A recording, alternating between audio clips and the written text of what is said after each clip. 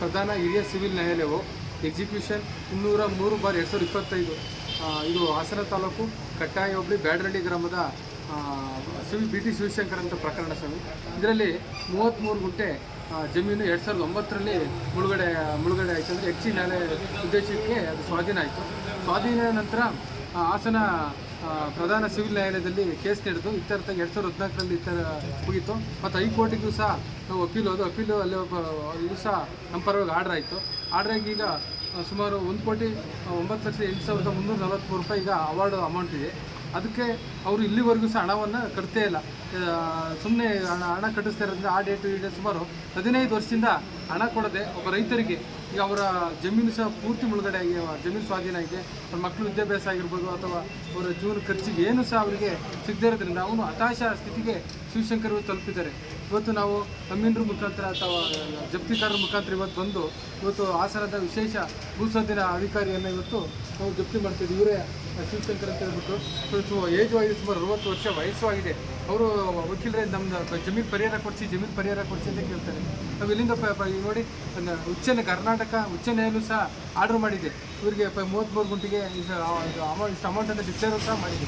ಆದರೆ ಇಲ್ಲಿವರೆಗೂ ಸಹ ವಿಶೇಷ ಭೂಸ್ವಾಧೀನಾಧಿಕಾರಿಯವರು ಹಣವನ್ನು ಕಟ್ತಾ ಇಲ್ಲ. ನ್ಯಾಯಾಲಯಕ್ಕೆ ಠೇವಣಿಯನ್ನು ಮಾಡ್ತಾ ಇರೋದ್ರಿಂದ ಮಾಡದೇ ಇರೋದ್ರಿಂದ ನಾವು ಅಮೀನರು ಸಹ ನ್ಯಾಯಾಲಯದ ಜಾರಿಕಾರರ ಜಪ್ತಿದಾರರಿಂದ ಕರ್ಕೊಬಂದು ಇವತ್ತು ಟೇಬಲ್ಲು, ಕಂಪ್ಯೂಟರು, ಚೇರ್ಸು ಮತ್ತು ಏನು ಪೀಠೋಪಕರಣಗಳು ಎಲ್ಲನೂ ಸಹ ಇವತ್ತು ಜಪ್ತಿ ಮಾಡ್ತಾಯಿದ್ವಿ. ಇನ್ನೊಂದು ಪ್ರಕರಣ ದೊಡ್ಡ ಬೀಕ್ನಲ್ಲಿದ್ದು ಎಕ್ಸಿಕ್ಯೂಷನ್ 148/2025 ಈ ಪ್ರಕರಣ ತಿಮ್ಮೇಗೌಡ ಅಂತ ಹೇಳ್ಬಿಟ್ಟು ಇದು ಸಹ ಕಟ್ಟಾಯ ಹೋಬಳಿ ಕಿತ್ತಾನೆ ಗ್ರಾಮದ ವ್ಯಕ್ತಿ.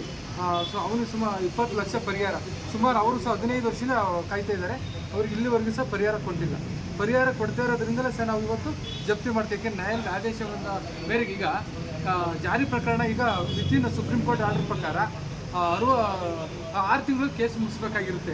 6 ತಿಂಗಳು ಕೇಸ್ ಮುಗಿಸಿಲ್ಲಂದರೆ ಕೋರ್ಟೇ ವಜಾ ಮಾಡ್ತಾ ಇದೆ. ಈಗ ಇವನು ಭೂಮಿ ಕಳ್ಕೊಂಡ್ರೆ ರೈತ ಎಲ್ಲಿಗೆ ಹೋಗ್ತಾನೆ? 6 ತಿಂಗಳೊಳಗೆ ನಾವು ಹಣವನ್ನು ಕಟ್ಕೊಡ್ಬೇಕು. 6 ತಿಂಗಳು ಕಟ್ಕೊಡ್ದು ಹೋದರೆ ನಮಗೆ ಮತ್ತೆ ಕೇಸ್ ವಜಾ ಮಾಡ್ತಾರೆ. ವಜಾ ಮಾಡಿದ್ರೆ ಮತ್ತೆ ಇವ್ರಿಗೆ ಅನ್ಯಾಯ ಆಗುತ್ತೆ, ರೈತರಿಗೆ ಅನ್ಯಾಯ ಆಗುತ್ತೆ. ಹಾಗಾಗಿ ಸರ್ಕಾರ ಸಹ ವಿಶೇಷ ಅಧಿಕಾರಿಗಳು ಸಹ ಯಾವುದೇ ಕಾರಣಕ್ಕೂ ಇಲ್ಲಿವರೆಗೂ ಒಂದು ನ್ಯಾಯಾಲಯದ ಹೆಚ್ಚಿ ಜಲಸದಿಂದ ಜಮೀನು ಸ್ವಾಧೀನ ಆಗಿರುವ ರೈತರಿಗೆ ಭೂ ಪರಿಹಾರವನ್ನು ಇಲ್ಲಿವರೆಗೂ ಸಹ ಕೊಡ್ತಾ ಇಲ್ಲ. ಹಾಗಾಗಿ ಈ ಮೂಲಕ ಜಪ್ತಿ ಮಾಡ್ತಿದ್ದೀವಿ ಅಂತ ಹೇಳಕ್ಕೆ ಇಷ್ಟಪಡ್ತೀನಿ.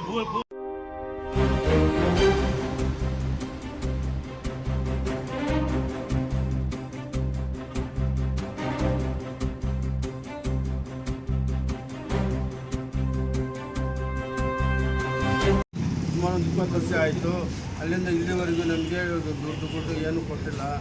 ನಾವು ಭಾಳ ತೊಂದರೆಯಲ್ಲಿದ್ದೀವಿ, ಬಡವರು ನಾವು. ಹಾಗಾಗಿ ನಿಮ್ಮ ಹತ್ರ ನಾವು ಕೇಳ್ಕೊಳ್ಳೋಣ ಅಂತೇಳಿ ಬಂದಿದ್ವಿ ಸರ್. ಎಷ್ಟು ವರ್ಷ ಆಯಿತು ಹೋಗಿ 20 ವರ್ಷ ಆಯಿತು ಸರ್. ಯಾವ ಯೋಜನೆಗೆ ಅಂತ ಇದು ಮಾಡ್ಕೊಂಡಿದ್ರು? ನಾವು ನೀರಾವರಿ ಯೋಜನೆ. ಏನಂತ ಹೇಳಿದ್ರು ಅವರು? ಏನು ನಮಗೆ ಮಾಹಿತಿನೇ ಕೊಟ್ಟಿಲ್ಲ ಸರ್. ಈಗ ಅಮೌಂಟ್ ಎಷ್ಟು ಬರಬೇಕು ಅಂತ ಕೋರ್ಟಲ್ಲಿ ಇದಾಗಿದೆ, ಆದೇಶ ಆಗಿದೆ. ಕೋರ್ಟಲ್ಲಿ ನಮ್ಮ ಲಾಯರ್ ಸಾಹೇಬರು ಏನು ಹೇಳ್ತಾರೆ ಅದು ನಾವು ಕೇಳ್ತೀವಿ. ಯಾವ ಊರು? ಬ್ಯಾಡರಳ್ಳಿ ಕಟ್ಟಾಯ. ಏನು ಹೆಸರು? ಶಿವಶಂಕರ.